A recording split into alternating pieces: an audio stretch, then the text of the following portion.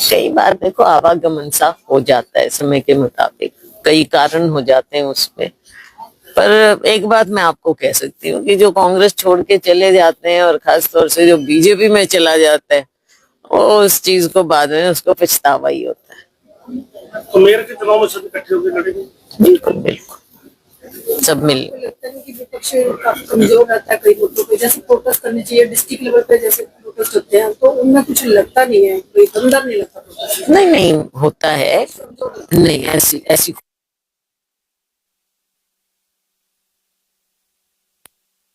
आप लोगों के माध्यम से, मीडिया के माध्यम से हमने लोगों को जागरूक करना होता है इन मुद्दों के बारे। आप लोगों का सहयोग भी मिलता है कि जो हम बात कहते हैं वो भी एक तरीका है प्रोटेस्ट का। हम चाहे केंद्र में हो, सदन में, हम आपने देखा पार्लियामेंट में हमने इस बात को, जब ये बिल लेकर आए तब हमने इसको जोर शोर से उठाया।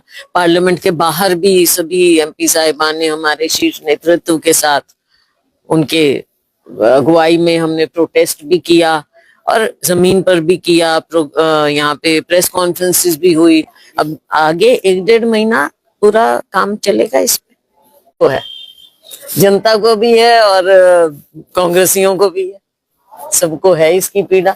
संगठन होना तो देखो एक हिस्सा होता है, संगठन तो होना चाहिए और संगठन बीच में अभाव रहा तो ये भी एक कारण मैं समझती हूँ कि अगर संगठन होता तो मजबूती और ज्यादा मिलती। कारण कई होते हैं चुनाव के हार के, उसमें वोट चोरी भी एक था, तो कारण तो हैं।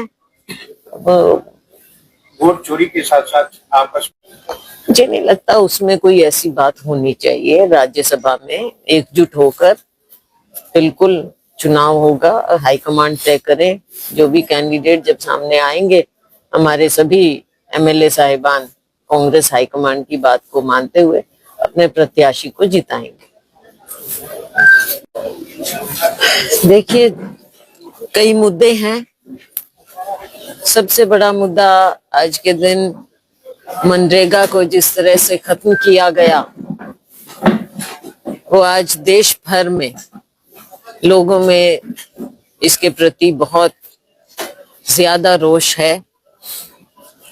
हम अपने साथियों से पूछ भी रहे थे कि इसके बारे में बताएं जमीन पर, और सच्चाई ये है कि जब से भाजपा आई है ना तो 100 दिन का इन्होंने काम दिया, ना पेमेंट होती थी, ना कोई अंकुश होता था।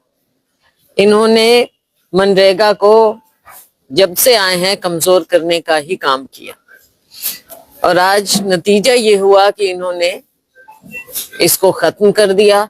इसमें केवल नाम बदलने की बात नहीं हुई है, और ये मैं बार बार कहती हूँ और हमारी पार्टी बार बार ये कह रही है कि केवल नाम वाली आपत्ति नहीं है, वो है कि आपने नाम बदला है, लेकिन वो अपने आप में इतनी बड़ी बात नहीं है। सबसे बड़ी बात यह है कि जो आपने महात्मा गांधी का नाम नहीं, उनके विचार को आपने कमजोर किया है। कि जो गांव को उन्होंने गांव में स्वराज लाने की बात की थी, उसको आपने खत्म किया है। उस आत्मा को आप खत्म करने का प्रयास कर रहे हैं। जो लोगों का अधिकार था, गरीब लोगों का अधिकार कि वो अपने आप को रजिस्टर करेंगे, केंद्र सरकार सीधा उनके अधिकार को मानते हुए गारंटी दे रही थी कि हम आपको काम देंगे, नहीं तो उसकी एवज में आपको भत्ता मिलेगा।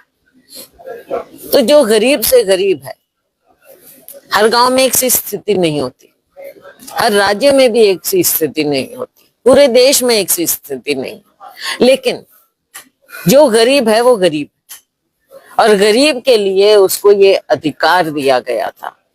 आज क्या प्रारूप बदला?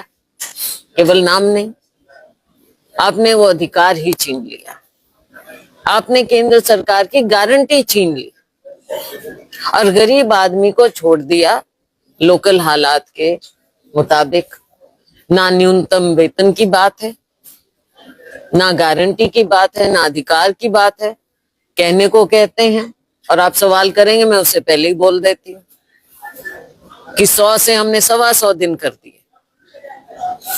भाई आप किस बात पे अपनी पीठ थपथपा रहे हो? कौन से 125 दिन कर दिए? 125 दिन का मायने क्या रह गया? जब गारंटी नहीं है, जब पैसा नहीं है, बजट नहीं है, केंद्र सरकार की जिम्मेवारी नहीं है, आपने तो बजट कर दिया 60 और 40। कौन सा राज्य 40% दे देगा, आप ये बताओ। अपने राज्य की बात करें, लाखों करोड़ों का कर्ज है आपके ऊपर, आप दे दोगे 40%? कभी नहीं होता। ये केवल लोगों को बरगलाने की बात है, एक और साजिश है गरीब के खिलाफ और अमीरों के हक में। 2-4 बड़े बड़े घराने पकड़े हुए हैं इस सरकार ने। इनकी जो नीति, जो पॉलिसी, जो सोच केवल उनको फायदा देने की होती है, गरीब के लिए नहीं। गरीब के लिए तो एक और स्कीम बना के छोड़ दी, बजट मिलेगा, केंद्र सरकार की मर्जी होगी, राज्य सरकार स्कीम बनाकर देगी, केंद्र सरकार को पसंद आएगी तो वो पास करेंगे। मतलब हर गांव में भी केंद्र सरकार की मर्जी ही चलेगी।